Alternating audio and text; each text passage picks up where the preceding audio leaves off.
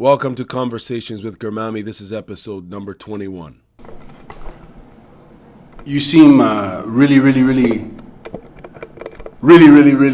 busy today, man. Yeah, there's a lot going on. Festival's coming up real soon, and there's still a lot of things to get covered before we launch. Our guest is... Patrick McCormack is my name. He's the general manager of House of PainT. The House of PainT event brings the four elements of hip-hop together, with writers covering the concrete walls while DJs and MCs fill the air with beats and rhymes, and bboys and bgirls and their crews throw down. The event started in 2003 as a celebration of the creation of Ottawa's first free zone for legal art. Since then, it's become a yearly event under the bridge, bringing Ottawa's grassroots hip-hop community together for Ottawa's dopest old-school block party-style summer event. Yes, it's happening this September 9th to the 13th. That's September 9th to the 13th, and you can visit their website at www.houseofpaint.ca for more information. That's houseofpaint.ca. As you'll hear in this interview, along with being the general manager of House of PainT, Patrick is an all-around creative individual with an interesting point of view and experience. Yes, within Ottawa's hip-hop scene, of course, but as well as Ottawa's creative community. Over the years, I've randomly bumped into him at all types of events, from filmmaking workshops to martial arts dojos to live music events.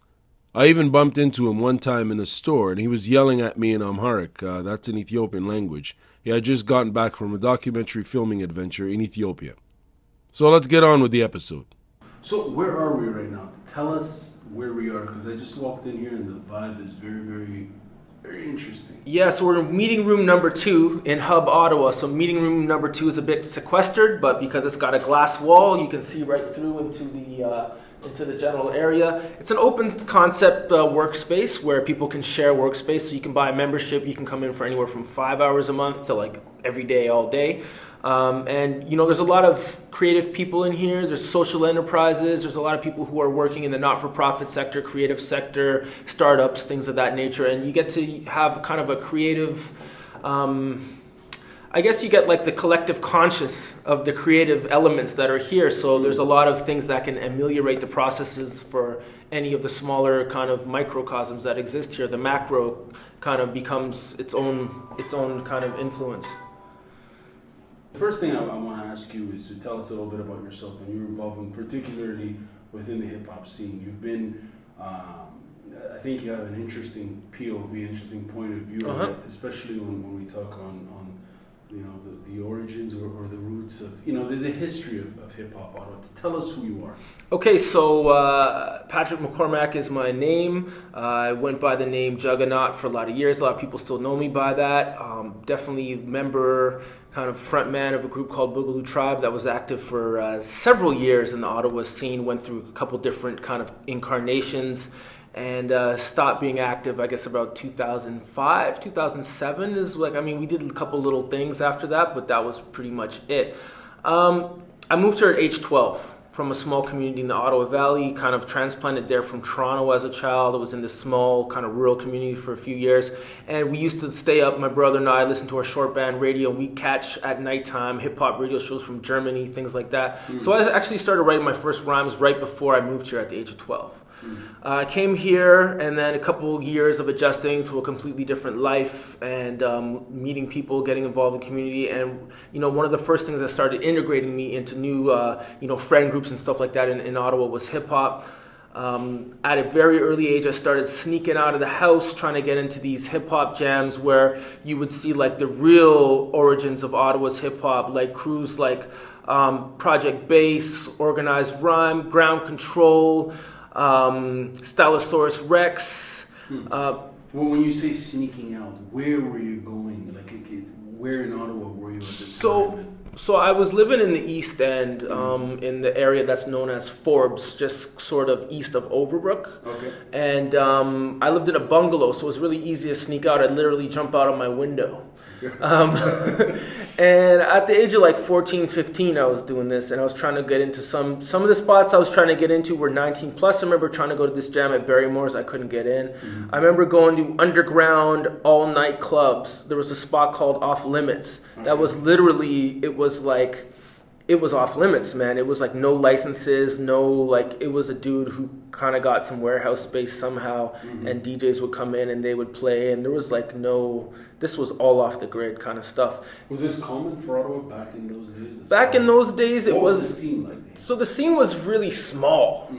And so anybody who's like my age who was doing hip hop back then, I know, because there was really only one place you could go at a time kind of thing. If it wasn't a basement party or a community center party, it was like that one kind of club or all ages gym that would have hip hop. And even as we progressed to the point where I became like 18 and then I could go legally to the spots in Hull, and then 19 there wasn't many spots. So we all knew each other. And even if there was like rivalries, we would still know each other and still be down pretty much with each other. Even if they were just like, friendly rivalries or sometimes they got a bit heated, we all knew each other. So even if there were a lot of different styles of hip hop, it wasn't considered like, oh, I'm not cool with that kind of hip hop, because there wasn't enough of it to really fragment ourselves to that point. And back then, being hip hop in Ottawa meant being a socially marginalized human being right off the jump. Didn't matter what your race or religion or socioeconomic status was. Just self-identifying with hip hop and especially dressing the part meant that right away you'd be discriminated against amongst your peers. But also from, the power structure as well. So, it was definitely something that people did because they loved it, not because it was a dominant trend, because it was not the dominant trend in the late 80s, early 90s, right up until the mid 90s. Then things started changing a bit after that. So you were telling us a story about this place called Off Limits? Yeah. So what was it like being there? You got into these joints at Yeah. the age, and how, I guess, what was the vibe in there like? And as a whole, how did Ottawa respond to hip hop? Did it foster it, or at first was it something that it didn't really know how to nurture? Or the answer is not simple. So being in this place like Off Limits to start with was really amazing, because we'd sometimes be there all night until like the guy who ran the place shut it down at say 4 a.m. And loud music being exposed to, it was all hip hop and dance hall. And there was like a wide range of people there. We were kids, but there was like grown adults in the spot. So it was interesting. There was a lot of weird elements that a kid my age shouldn't have been around. So that was part of it. It was shady. But also, you fostered a lot of like a brotherhood amongst a lot of the people who were there because of our love of the music. And then, it would move beyond Off Limits, so that was really interesting. That I met a lot of the people who were like, up and coming artists at the same time. So Ottawa, so dudes like, there were groups like Zumalactics, people who started things such as Nextra Fam, and then I'd be introduced to everybody who was doing things around Ottawa back in those times. So I met some of the dudes from Nextra for sure. I met them out there. I met other dudes who went on to start a crew called Nine Planets Hip Hop through some of those similar parties. I don't think it was the Off Limits one particularly. I'm coming up with a loss, but some of these names go way back, like people who aren't really around and active anymore. And then the thing that you got to keep in mind about the whole scene was that it wasn't widely accepted. It was a very underground scene, but at the same time, it really did promote kind of excellence in artistic practice. I think that's just the old school ethic in general, but it was like you really had to be original. You really had to come up with your own style, with your own flavor. It wasn't just about following the dominant trend.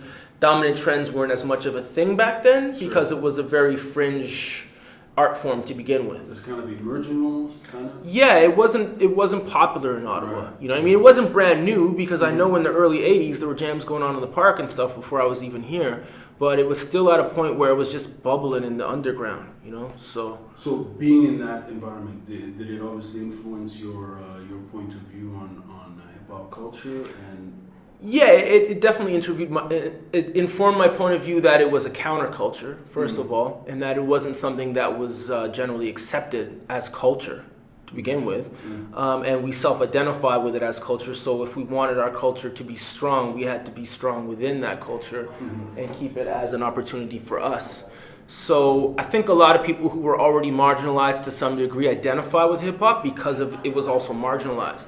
People who weren't in some way marginalized would probably not gravitate towards something that would further marginalize them. But we found solidarity in hip hop, coming from a variety of marginalized places in Ottawa society.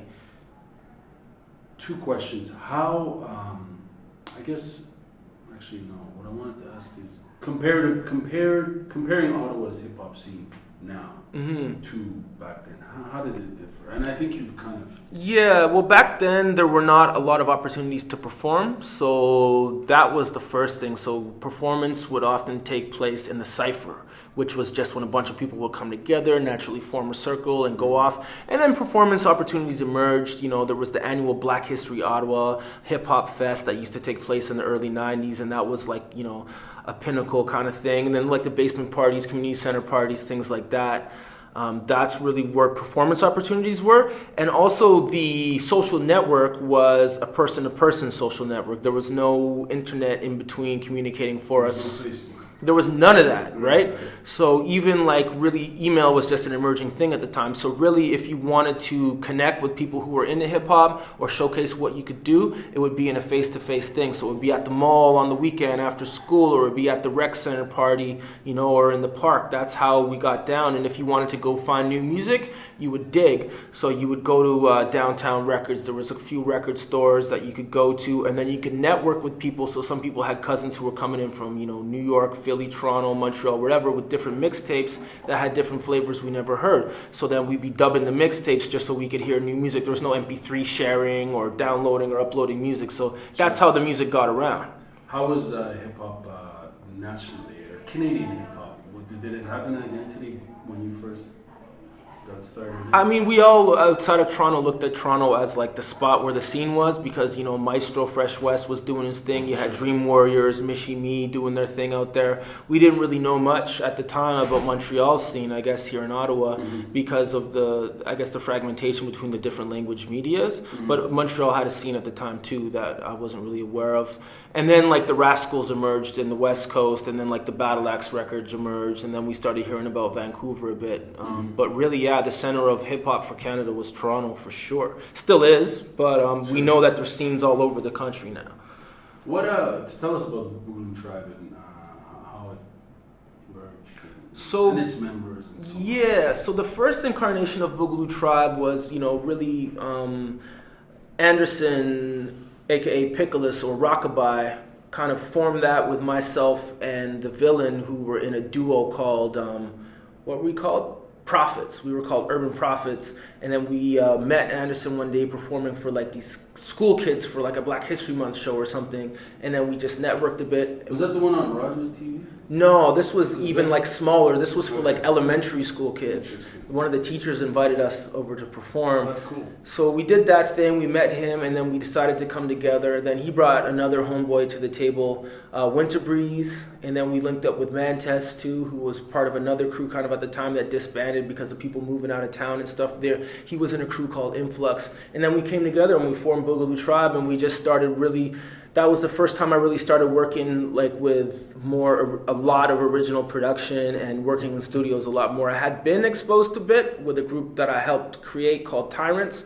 We were actually in the recording studio with King Swift, who's a legendary Ottawa DJ who went on to produce 21 Questions on 50 Cent's breakout album, Get Rich or Die Trying. So that was my first experience with King Swift and Sound of One Hand Records. But then when Rockabye came in, he knew producers from where he was living previously in Calgary who were sending us beats through the mail on like digital tapes and stuff like that. So we had original beats coming in, and then we started looking into different recording studios that were mostly working with like, you know, rock and stuff like that, and so working out an original sound. And then from there, Rockabye, you know, he started showing me how to use drum machines, and then I got into production, and then I got into the sampling, DJing. I was already messing around with DJing, doing basement parties with my homeboy DJ Blackjack and stuff, but then I got more into like working with actual equipment, samplers, mixing boards, drum machines, the whole nine. Yeah. What did it mean to be involved, to be part of this community and this culture at the time, and now compared to? Yeah, well, back then it was just something I did because I loved it, and I saw a lot of, I mean, in some of the communities I lived in, there was a lot of negative elements amongst our age group. There was a lot of kids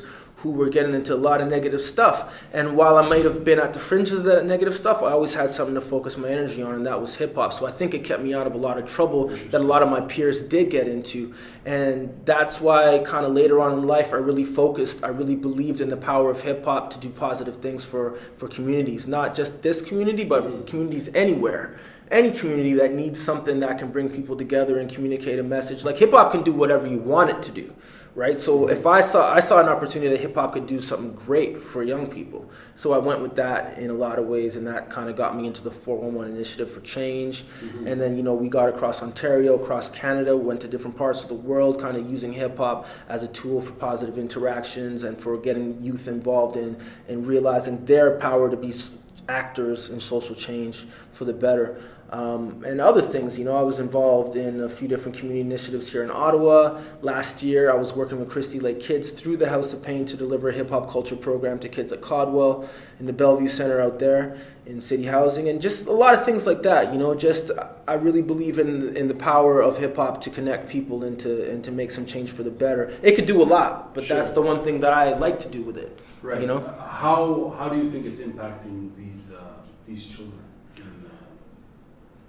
From the 411 Initiative from having these workshops in Christie Lake, how do you think it's impacting? I mean, after interacting with hundreds and thousands of kids, I know that, you know, it's not going to impact every kid and change their life, but if you can touch a few kids and make them realize that here's an opportunity for you, and sometimes it's not even the hip hop that really does the change, it's just that they're receptive to the message because it's coming via hip hop, right? So sometimes it's the medium that changes the perception, right? So then it's just like we've had kids who, you know, they were kind of like on the edge or something at the time. They're like, wow, this presentation really changed my life, or this workshop made me realize that, you know what, I can write. Like there's so many different things. Kids with social issues, but kids sometimes with like developmental or issues to do with education, right? It was like they got into writing because they realized, well, if songwriting is actually writing, and I've been this whole time trying to write my raps, then maybe I really am a writer, you know?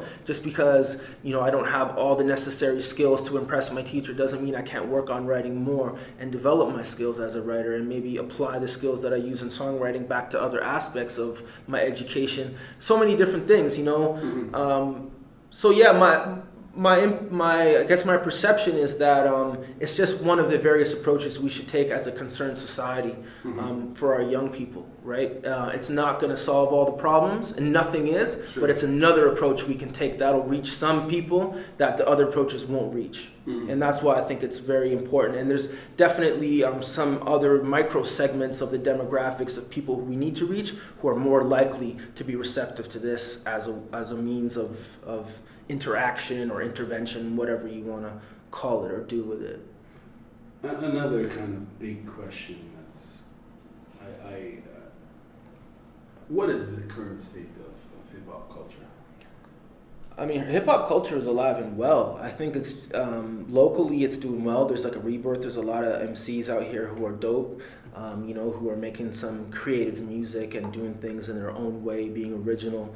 And then as far as like, you know, the art, the visual art, there's a lot of great stuff happening with it. And then the dance, there's a really strong rebirth in the dance too. But we also see a disconnect amongst a lot of the newer generations of hip-hop in quotation marks, and what hip-hop culture really is. So that kind of outed itself in a way with this whole kind of controversy over the tech wall, the graffiti thing that happened there. It seems that there's... Tell us about it. Yeah, so some people from Black Lives Matter and Black Collective Ottawa did a mural all over a bunch of graffiti art that was basically just saying Black Lives Matter. There was a bunch of backlash from elements within the graffiti community, and I would prognosticate that some of it was also from outside of the graffiti community. But knowing that some of the backlash came from within the graffiti community, it seems like there's a disconnect between the history of hip-hop, the culture of hip-hop, and then the arts practices that surround it that might not be informed by a cultural perspective. And that concerns me to the point where I think like there's a lot of work for an organization like House of PainT to do, because it seems like there's a lot of elements of the community. What did Cal said, to paraphrase, somebody said, Tech Wall is not a place for black people problems. So basically saying like, Tech Wall is a place for graffiti, but it's not a place for black people to talk about issues that are affecting them within this community. And I think that's a major disconnect. Hip hop culture and black activism are married at the hip, and they'll always been connected, and they always will be. And whoever is kind of saying to the otherwise, you could say it's my opinion, but I believe my opinion is very well informed from historical and contemporary perspective of what hip hop has been and what hip hop means to the people who originated it and who championed it for years. And I believe that's just a poorly informed perspective to say that Tech Wall is not a place for black people problems. I think it is the space for black people problems. The person who made this comment, is this like a 14-year-old? I don't know. Okay. Because the identity of that person is still not been revealed. Okay. And it doesn't matter to me. Right. No, I'm just. But I would assume that this is a person, at least in their young adulthood, out of their teen years, most likely, given the context of how the conversation was happening. But I really don't know. Fair enough. So it would be nice to, as an organization, to help communicate that social justice, and at the heart of social justice in North America is the issue of justice for black people who are among the most, indigenous and black people are the most marginalized in North America. Sure. So to say that anything hip hop is not the space for communicating about this marginalization is just incorrect and false. That's my opinion, sure. But once again, I'll say my opinion is pretty well informed. I'll stand behind my opinion as it should. It's a strong opinion. It's not just a flighty opinion. It's an informed opinion on this topic. So you've I've known you for on and off for more than a couple of years, and I've always noticed that you've always worked on a variety of different creative projects, everything from audio recording to visual storytelling, right? Documentary, film. Yeah. So you've really you always keep yourself, I find, open to new ideas. You're creative and open now. Tell us. You're currently working for House of PainT. Yep. Yes, you're the executive director. The title is General Manager. General Manager. How is it working for an organization, for a festival that's been 13? This is the 12th year now. Right. It's great, man. I gravitated towards the job because I thought it would be great. It is a great job. The last couple of weeks I've been, pretty stressed out, to tell you the truth. It's a big job, so I give kudos to the people who have done it before me. Now I understand how much effort has gone into making it happen. It's a thing for the community, right? So I feel like, first of all, the festival itself is a great thing for Ottawa, and we want to make sure that we preserve it and make it more accessible for the future so that we can bring more elements of our community out and into the festival. And then part of the vision that the organization itself created before I even came in was to create more of a presence year-round, and I came in with a lot of ideas on how to enact that and how to facilitate that. And a couple of the ways, one is through a mentorship network. That's one initiative that I've very strongly championed and that everyone in the organization has got behind because they felt like it was already something that they identified through community consultation that was needed. So we could take emerging artists and arts professionals who kind of associate themselves with the urban arts practices, so hip hop and other art forms that we would label as urban, and team up people who are emerging or developing with more established individuals who can mentor, and then bring some structure to the mentorship so that we can facilitate excellence in arts practice, and we can also facilitate capacity in sustainability and capacity in administration for arts, so that we can create a community here, Not necessarily a business. I think that's part of it, but that's not only part of it. I think it's also communicating the values of our community, of hip-hop culture, down to the next generation. That's going to be a strong thing mentorship is going to do, but also to stop the half-stepping. There's a lot of people out there who will say, I'm the best because they got a lot of views on their YouTube video or they got a lot of friends who come out to their show, right? But let's be real, hip-hop culture is rooted in showing and proving, right? And we need to bring that ethic back because I think there's a lot of potential in Ottawa's hip-hop scene, but we're not realizing it because we're stifling ourselves because of the yes man syndrome. Wow. And I think we can do better. And if we have the OGs who come out, instead of sitting at home and saying, yo, these kids suck nowadays, come out and show them how to be better. You know what I mean? Help them be better. Please elaborate on two things. This yes man syndrome you mentioned, and what are, I think, the challenges with this initiative in a city like Ottawa? Well, what are the challenges? You know, Ottawa being the type of city it is when it comes to... You know what? To address the challenges, I don't see that many challenges. You just see opportunity. Yeah, because coming historically through the Ottawa's hip-hop scene, I can tell you challenges. They don't really exist to me that much anymore. You know, there's so much opportunity to integrate House of Paint and hip-hop culture into so many aspects of society. I know there's a lot of people, and perhaps you may have even been involved. I heard a little story from a little birdie at one point who have done things to change the way that funders and other organizations look at hip hop as a viable thing to even put funds towards, right? I know there's still some organizations that don't really believe that hip hop is an art form to put money behind, but there's so many that do, and there's so many ways to get to the ones who don't to convince them otherwise. And did you read that article recently written by guys, Drake's success? Yeah, I read it. Any thoughts on that? Well, what came to your mind? Yeah, I mean, that's Canada, right? There's not a real business around hip hop here, and there's no real business investment in black music or black culture in Canada, period. As far as industry investment? Yeah, solid, music business, industry investment. So on the one hand, we have this opportunity to create black culture and hip hop culture that's, a spin-off of black culture, or one of the branches of black culture. We have an opportunity to create organizations and communities around these things that are not dominated by industry.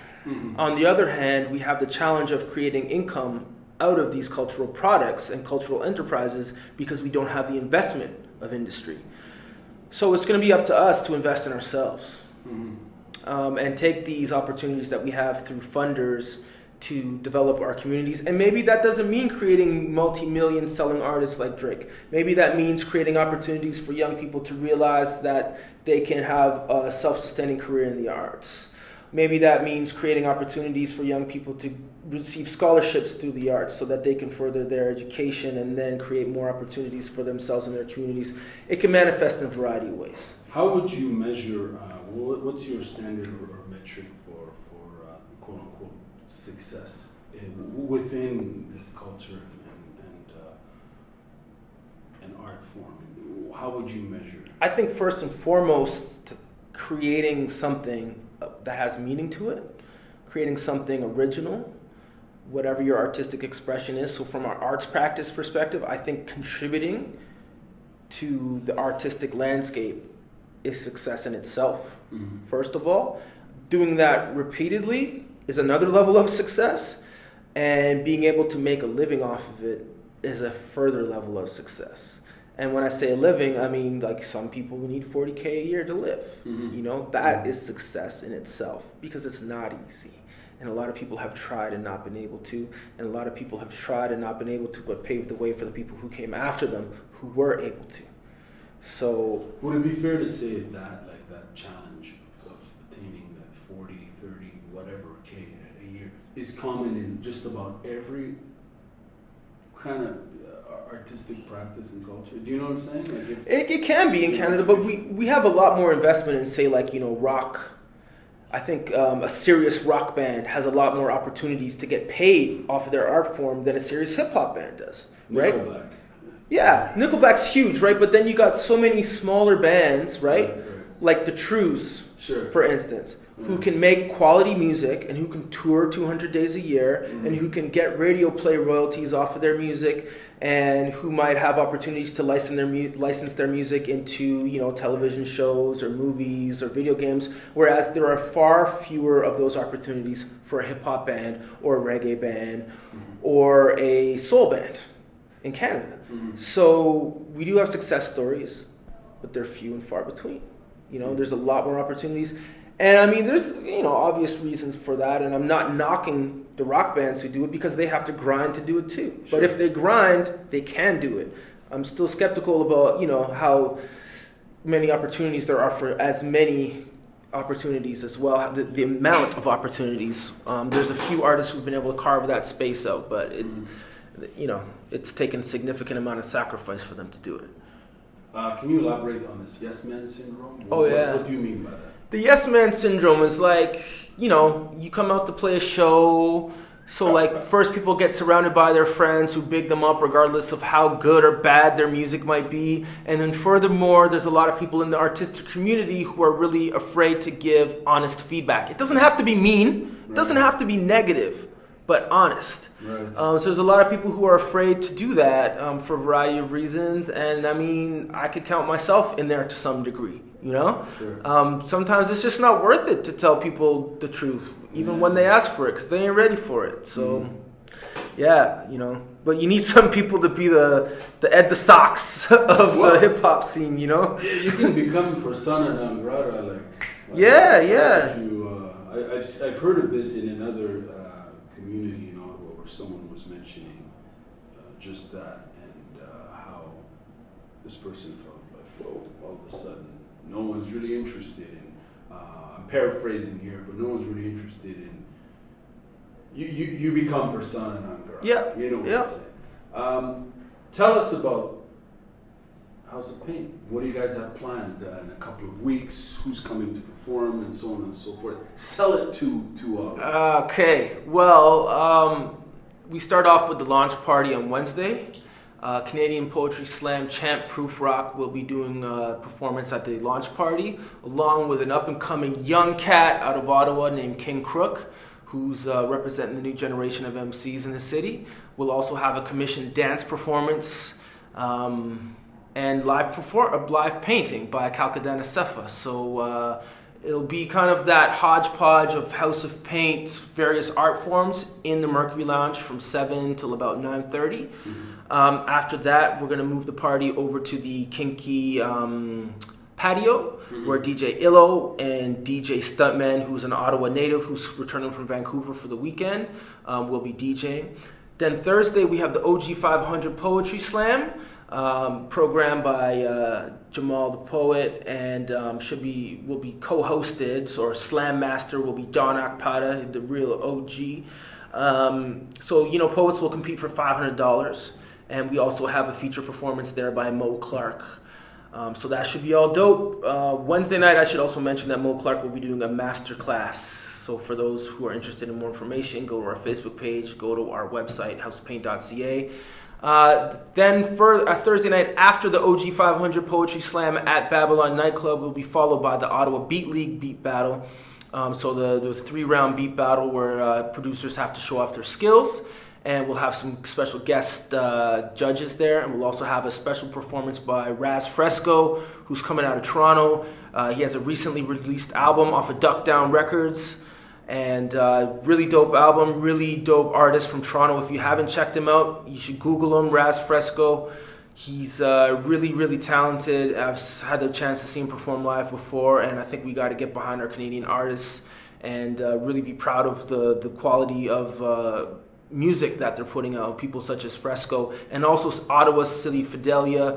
I think he's going to be coming home. He's been out of town, living in other cities, pushing his career forward. He's going to be coming home and do a performance as well at the OBL event. Then Friday, actually during the day, I think from 11 a.m. to 3 p.m., we have an event on campus at Ottawa U. We're going to be showcasing the 4 elements of hip-hop culture as part of the Student Life Welcome Week. And then Friday evening from 6 to 11, under the Dunbar Bridge in Brewer Park, we got the Rock the House concert. So we got some Ottawa strength in there. We got my man's Bucket Nice coming out.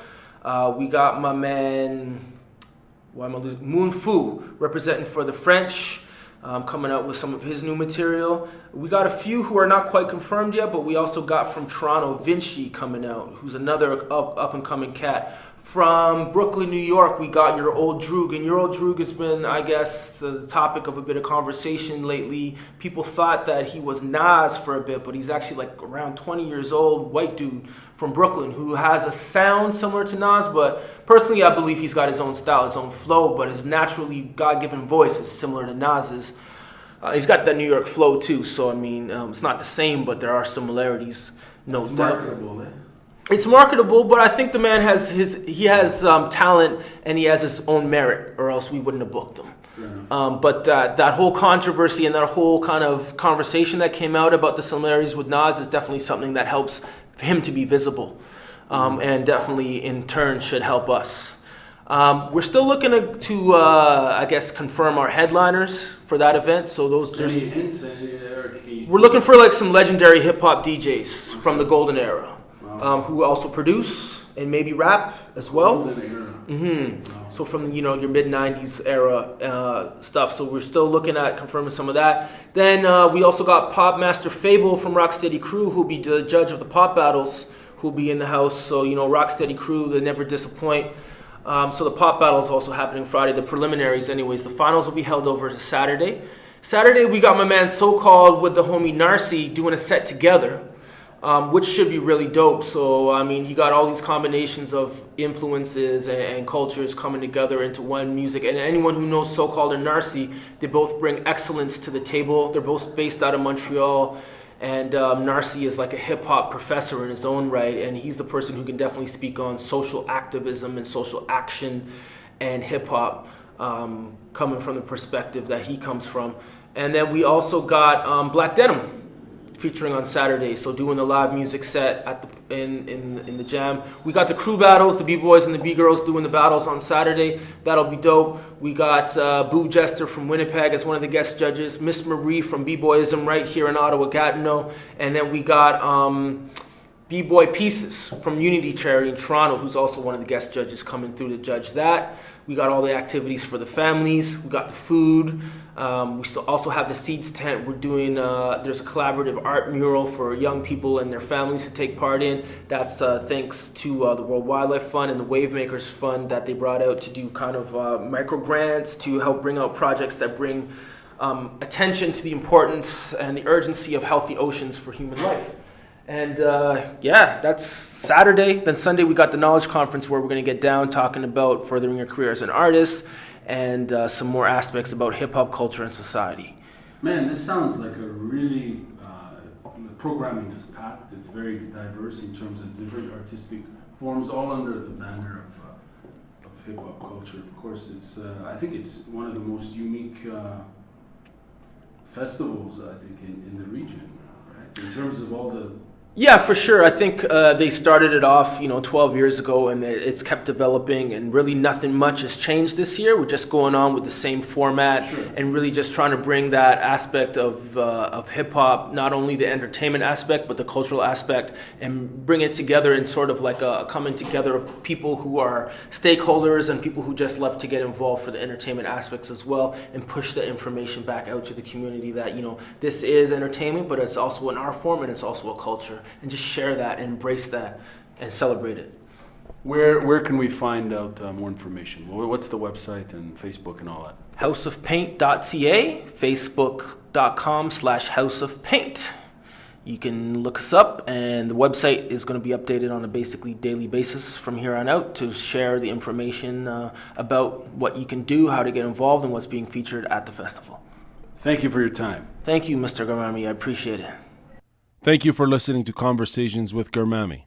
For more information, visit garmamie.com. That's GARMAMIE.com.